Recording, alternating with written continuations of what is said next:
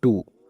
History can be a misleading guide to the future of the economy and stock market because it doesn't account for structural changes that are relevant to today's world. Consider a few big ones. The 401k is 42 years old. The Roth IRA is younger, created in the 1990s. So, personal financial advice and analysis about how Americans save for retirement today is not directly comparable to what made sense just a generation ago. We have new options, things changed. Or take venture capital, it barely existed 25 years ago. There are single venture capital funds today that are larger than the entire industry was a generation ago. In his memoir, Nike founder Phil Knight wrote about his early days in business. There was no such thing as venture capital. An aspiring young entrepreneur had very few places to turn, and those places were all guarded by risk averse gatekeepers with zero imagination. In other words, bankers. What this means, in effect, is that all historical data going back just a few decades about how startups are financed is out of date. What we know about investment cycles and startup failure rates is not a deep base of history to learn from, because the way companies are funded today is such a new historical paradigm. Or take public markets.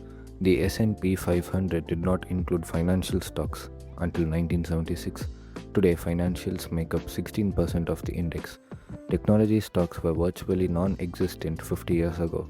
Today, they are more than a fifth of the index. Accounting rules have changed over time. So have disclosures, auditing, and the amount of market liquidity. Things changed. The time between US recessions had changed dramatically over the last 150 years. The average time between recessions has grown from about 2 years in the late 1800s to 5 years in the early 20th century to 8 years over the last half century. As I write this, it looks like we're going into recession 12 years since the last recession began in December 2011. That's the longest gap between recessions since before the Civil War.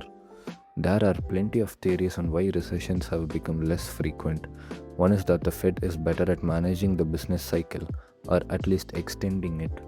Another is that heavy industry is more prone to boom and bust overproduction than the service industries that dominated in the last 50 years. The pessimistic view is that we now have fewer recessions, but when they occur, they are more powerful than before. For our argument, it doesn't particularly matter what caused the change. What matters is that things clearly changed. To show how these historic changes should affect investing decisions, consider the work of a man many believe to be one of the greatest investment minds of all time, Benjamin Graham. Graham's classic book, The Intelligent Investor, is more than theory. It gives practical directions like formulas investors can use to make smart investing decisions. I read Graham's book when I was a teenager, learning about investing for the first time.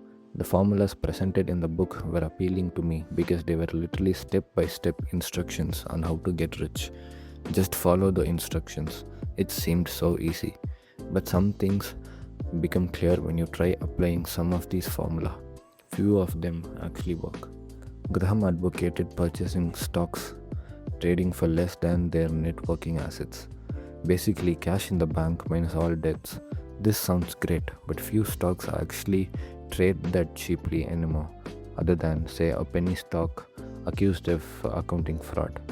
One of Graham's criteria instructs conservative investors to avoid stocks trading for more than 1.5 times the book value. If you followed this rule over the last decade, you would have owned almost nothing but insurance and bank stocks. There is no world where that is okay.